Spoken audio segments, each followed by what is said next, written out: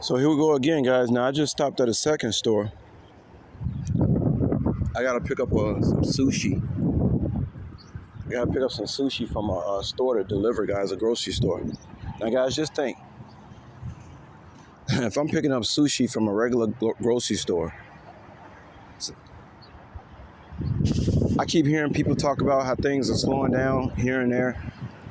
Restaurants, the 9 to 5 workers who work in restaurants, things may be slowing down. Like if you're a bartender, and they talk to me, and every time they talk to me, they think that what I'm doing is slowing down. So the 9 to 5 worker that works in a restaurant sees that it's slowing down, and so they're automatically assuming that the gig workers are slowing down. Look, guys, the gig work has increased more than I've ever seen it before. Guys, my phone, it rings so much that I think I got brain damage from hearing the ringtones. But anyway, here I'm at another store. Get out of my car.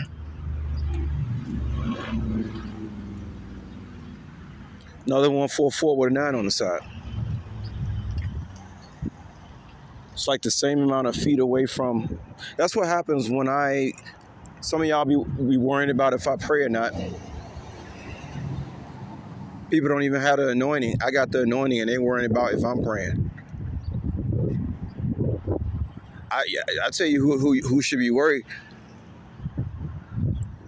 I should be worried about the people who are actually praying that don't have no anointing. I should be worried about you. You shouldn't be worried about if I'm praying or not, or my anointing. You should be worrying how to, like I said, how to get it. And I've already told y'all several times how to get the anointing. But anyway, yeah. Basically, my so-called prayer is just talking to God directly, talking to my ancestors directly. I talk to them directly, folks. Let me see. Am I even? Yeah, I'm at the right place. So what happens is I start talking to the ancestors or God, whatever you want to call it.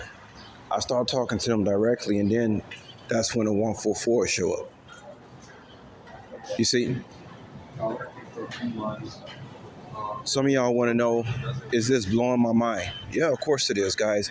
But let me tell you guys, I have worked at almost every single low, bottom, feeder-ass job you can imagine. I worked in restaurants, back of kitchens, fired many times just for doing my job. Getting to watch all the evil people have all the houses and money while I was being the most righteous and I had nothing. Well, I ain't never not had nothing, but y'all know what I'm saying. The test that comes from God, guys, is very, very strict. Is very stern. Is harsh. I'm not even gonna sugarcoat. The test that comes from God to anoint you is extremely harsh.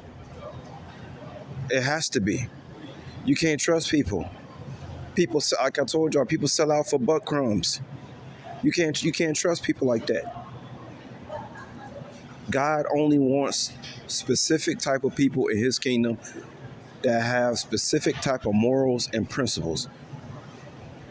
God don't give a damn if you're celebrating Ramadan, if you're praying 20 times a day, if you're going to church.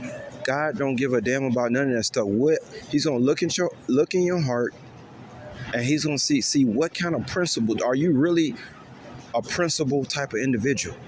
Do you stick by your guns? Do you not let up regardless of how strong are you? How brave are you? Are you going to stand up for what's right, or are you going to fold because you're worrying about what somebody think about you? Guys, the test is very harsh. I'm not even going to sugar. It's very, very harsh. But as y'all see, getting an anointing where now your enemies can't even do nothing to you. Think about it. Star fruit. Ooh, I never tried this. Think about this, guys. Think about this for a second, right? The ultimate power is to have protection from God and your ancestors, right? Like, that's the ultimate power, because can nobody go against you, or else they're worried about their properties being destroyed. You can't fight what you can't see.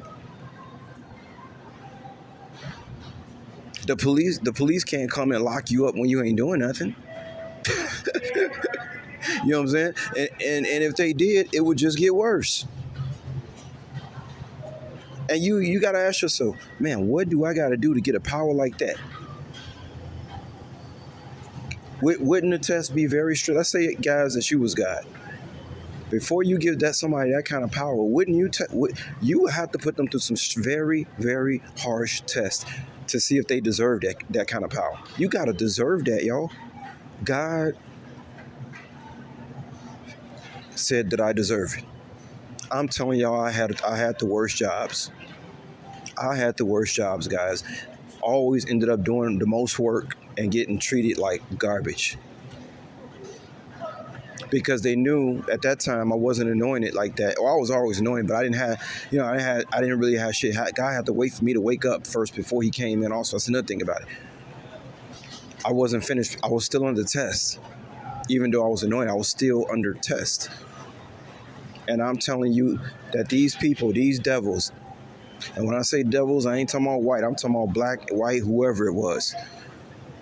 They made sure that I suffered every single day I came to work. Every single day. Couldn't get no sleep. Always worrying about bills. It was very harsh, y'all. And then I'm watching all these people who I know is wicked and fucking people over all the time get everything. And I'm sitting up here being righteous and getting nothing. Now, obviously, that would make you feel like a total jackass, now wouldn't it? But I'm about to get out of here, guys. I just wanted to tell y'all that the test was extremely harsh. Extremely harsh. But it had to be done. And I love God more than I ever had before.